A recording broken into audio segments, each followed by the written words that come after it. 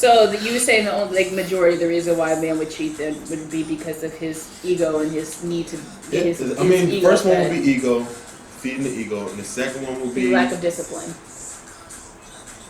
lack of discipline ties into a lot of things, but the second one I would say is just there's something that the female he's with is lacking that he's getting from somebody else, and a lot of times they just go to fill that void that they can't get from their wife or their significant other, you know. And that's just the truth So of the matter. would insecurity tie in with ego? Because I feel that a lot of men cheat too, though, as well due to insecurities. Yeah, I mean insecurities. Yeah, you can say that. You would say that it would tie in ego. Yeah. I'd say to say. What about if when it was like long distance? Would that be considered as a stipulation to have a reason to cheat? Because we're talking about lacking, you don't see that person all the time. I mean, to be honest, I'm a man of purpose. I'm all about following your purpose, and I feel like if a young man is following his purpose and just really just passionate about life and what he's doing, there's not a lot of time for to dibble and dabble because you're just so on your purpose. And you know, when you're not on your purpose, that's when you can feed into distractions and vulnerabilities and all those kind of things, you know. So yeah. Fair enough. This is my favorite question. How long would you lead a girl on knowing you don't want a relationship? So, and this is not just for you. This is like a generalized question, but like you personally, how long would you date or talk or court? I don't know what the kids are calling these days because there's a difference between talking and dating someone. When in reality, if you're going on dates with someone, I think that's dating in a literal sense, but y'all kids be on something else. So, how long would you date or talk to a female knowing that you don't want a relationship, knowing that that's something that she could potentially want, but just not addressing it?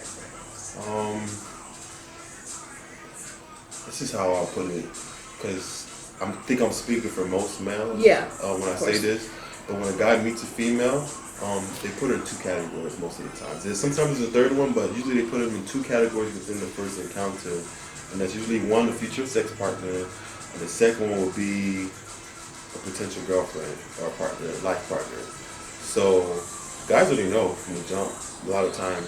Sometimes you gotta get to know a little bit more things about her. Some guys they have to know a lot, you know, before they can come up with a decision. But most guys, it's pretty black and white. It's like they already know what they want.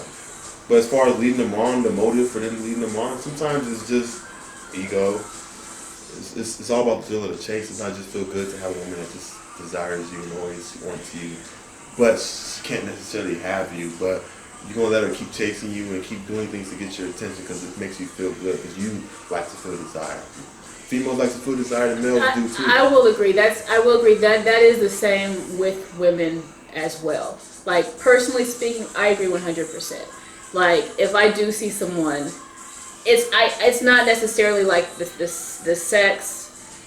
It's more I would say it's more of like your good time guy and the guy that you take seriously. So I understand the good time guy is the guy that you call for a good time. It's pretty self-explanatory. Like you call him when you're bored. You call him when you want to have a good time. I'm gonna get a call about this one as soon as this is posted. And then you have the person that you take seriously, and that's the person that you actually make an effort in trying to pursue. So I mean, from a woman's perspective, I agree with that. 100%. Well, sure. Okay, cool. What's the question? No, I'm asking if I answered it. Did I do a good job? Oh, I thought you said, yeah, can I ask you a question? No. I was like, did I answer it well? Yeah. Yeah, no, you answered it because I think majority of the time women do know that. Like women, I mean, if you're talking to someone and you're like invested, you know when they're not invested, and you know when they're not invested, you know you're the good time person. I mean, if you're a smart woman, you know that. Like you know what the basis of the relationship is going to be, and you don't necessarily have to be in a relationship. Yeah, I'm not just saying you don't necessarily have to be in a relationship to know this is a good time and this is not a good time, or this is someone that I'm trying to pursue. I mean, not all women are that smart and that standard. That's why you have a lot of women that fall in love with married men, ball players, guys that are dogs. They're thinking it's something serious because they're putting all the effort into it, and the guys investing, quote unquote, investing or into being them. misleading. Now that's a whole nother thing is when a man is being Well, misleading. yeah, that's true. But she doesn't have the wisdom to decipher the difference. That's the whole point of the matter. That's why she finds herself in that position as being somebody that's, you know, you were somebody's side piece for a long time and you didn't know because you just, it's either he's that good or you're just that dumb. I don't know. It's a real fine line, you know. But we're not gonna we're not gonna get too deep into that. That's a whole nother subject. No, let's because that's actually a point though. Woo. That's actually because that's actually a point because I know a lot of women who don't mind side pieces. I hate that but word. we're not talking about the women that don't mind. Yes, we know there's plenty of women. But you're talking about the fact that there's women that ones aren't that aware. think they're in a serious, like they think they got a good thing going on. The guy is sweet. He's treating her. That's because he's being misleading though. And the whole time she's number 2. You know. But when you say that would be misleading on his part. Because that's misleading. I think it's misleading, yes, but I feel like both parties are benefiting from the interactions. I don't really feel like both parties is benefiting. She's getting gifts, she's getting time, she's getting attention, she's getting a good time, and he's getting what he wants out of it too. Right. So it's just morally not right. It's not.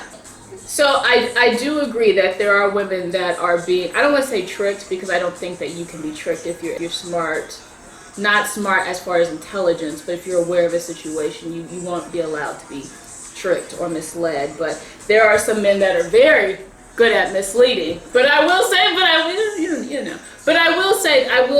that if a man is being misleading, I think at the end he knows that his actions are going to cause a negative feeling for the woman.